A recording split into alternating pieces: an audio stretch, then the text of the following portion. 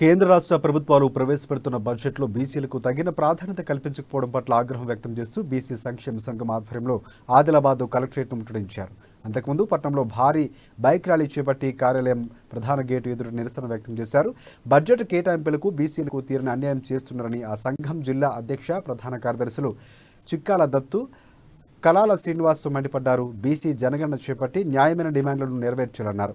లేని పక్షంలో సంక్షేమ సంఘం ఆధ్వర్యంలో ఆందోళనలు ఉధృతం చేస్తామని వారు హెచ్చరించారు.